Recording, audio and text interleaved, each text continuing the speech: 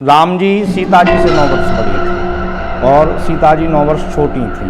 यहाँ पर दूसरे अवतार में प्रभु 9 वर्ष छोटे हैं और राधा जी 9 वर्ष बड़ी। रेखा राम जी के पास गई और कहती है कि आप हमें बहुत अच्छी लगती हैं, आप हमें प्राप्त हो जाएं, आप हमारे साथ विवाह कर लें, लेकिन सीता जी नहीं रहेंगी।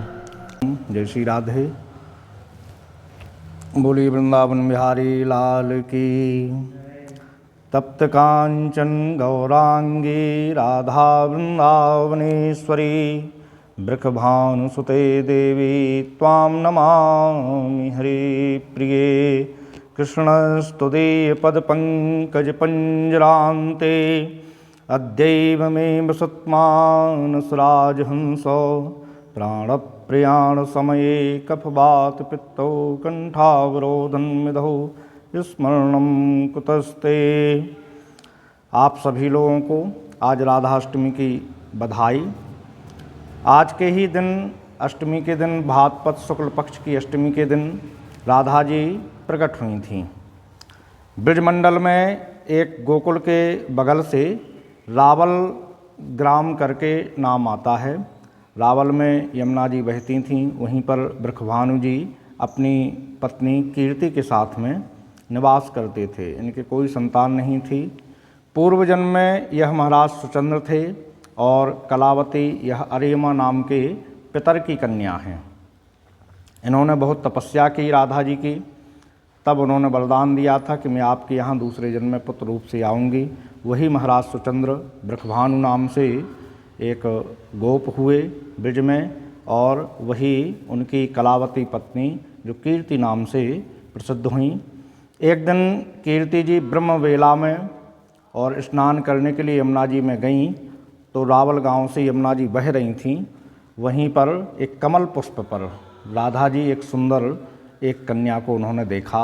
वो ले आई अपने महलों में, और वही राधा जी हैं गोलोक धाम में जिनका नित्य निवास है।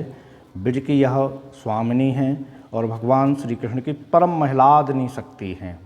शास्त्र कहते हैं कि राधा जी से ही समस्त देवी इत्यादि प्रकट हुई हैं।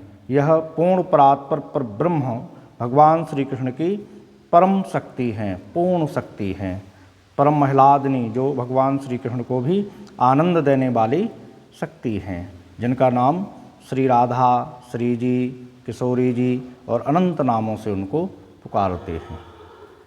जी, जैसा कि आपने कहा कि राधा जी परम शक्ति हैं, लेकिन कई बार के विवाद भी होते हैं।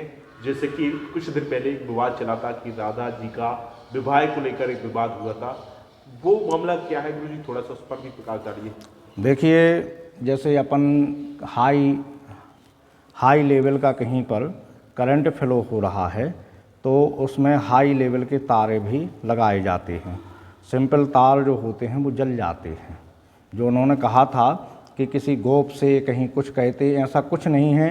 राधा जी का विवाह भगवान श्री कृष्ण की वह परम प्रियतमा हैं, अनादिकाल से हैं।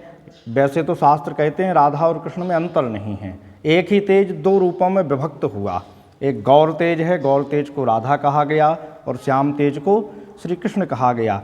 फिर भी पृथ्वी पर जब 28वें द्वापर में उन्होंने पृथ्वी पर अवतार लिया, तो राधा जी 9 वर्ष बड़ी थीं भगवान से। देखिए कितनी विविधता है कि राम जी सीता जी से 9 वर्ष बड़ी थी और सीता जी 9 वर्ष छोटी थीं। यहाँ पर दूसरे अवतार में प्रभु 9 वर्ष छोटे हैं और राधा जी 9 वर्ष बड़ी हैं। गर्ग संहिता गोलोक खंड 16वें अध्याय में राधा जी के विवाह का वर्णन आता है। ब्रह्मवैवर्त पुराण में भी राधा जी के विवाह का वर्णन आता है।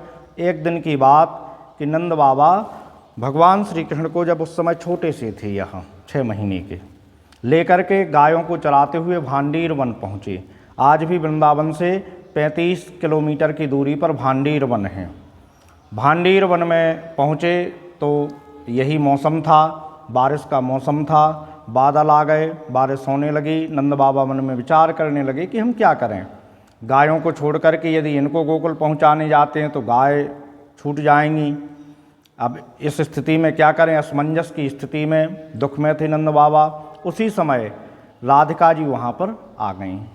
राधा रानी 9 वर्ष बड़ी थीं तो भगवान को नंद बाबा ने कहा कि आप ऐसा 9 वर्ष बड़ी थीं, आ गईं, मेरे लाला को आप ऐसा करो कि यशोदा जी के पास ले जाओ।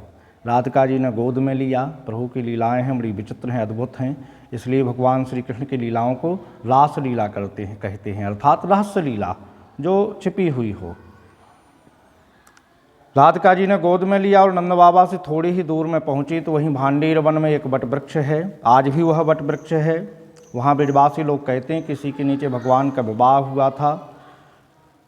एक सुंदर वेदी बनी हुई है, ब्रह्मा जी प्रकट हुए और एक दिव्य सिंहासन पर राधा कृष्ण को बिठाया। भगवान श्री कृष्ण भी अपने लीला मानुष रूप, जो लीला से मनुष्य रूप धारण करने वाले हैं, विष्णुर माया यो भगवती सम्मोहितम जगत, जिस योग माया के द्वारा वह संपूर्ण जगत को मोहित किए हुए हैं, उसी योग माया से जो माया रूप धारण किए थे, छोटे थे, बड़े हो गए और सिंहासन पर विराजमान हो गए। ब्रह्मा जी ने भांवर पड़ी और विवाह संपन्न किया।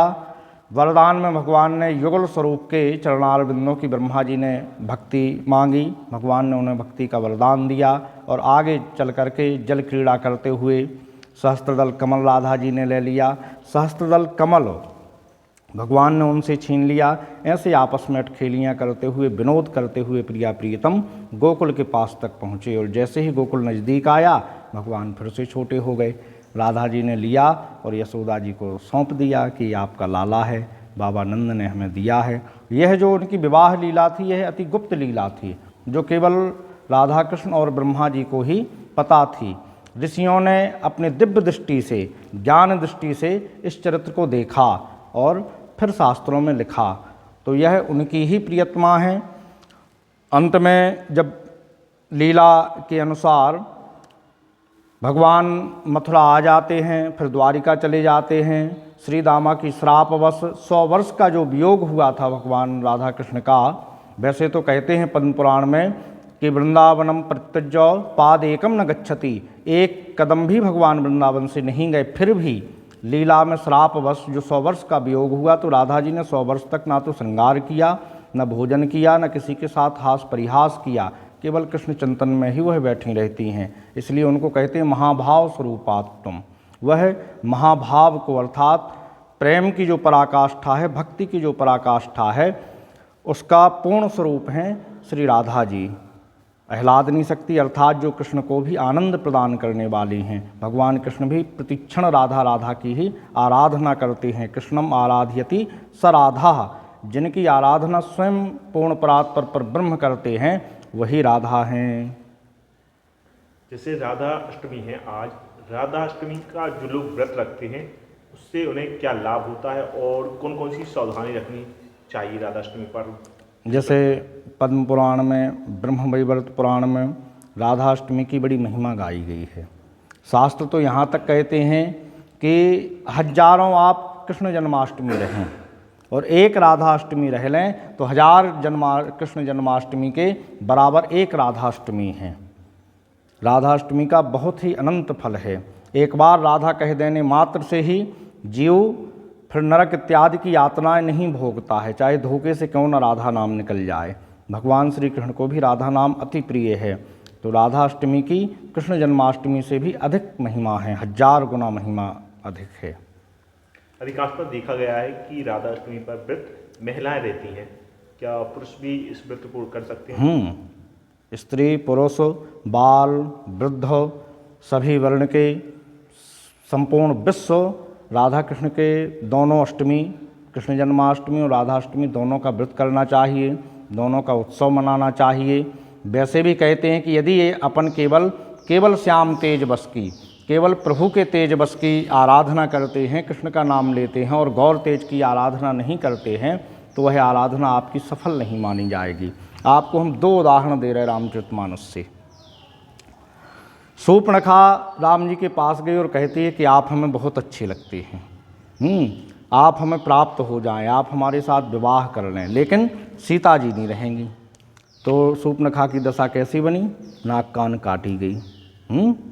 इधर रावण ने सीता जी को तो चाहा लेकिन राम जी को नहीं चाहा, तो कुल सहित नाश हुआ।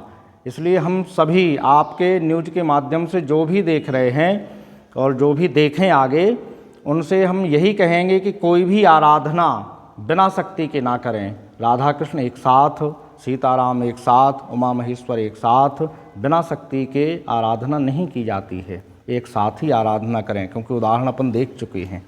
तो ना तो अपन को नाक कान कटवाना है और ना कुल सहित नाश चाहिए। इसीलिए राधा कृष्ण समभाव हैं।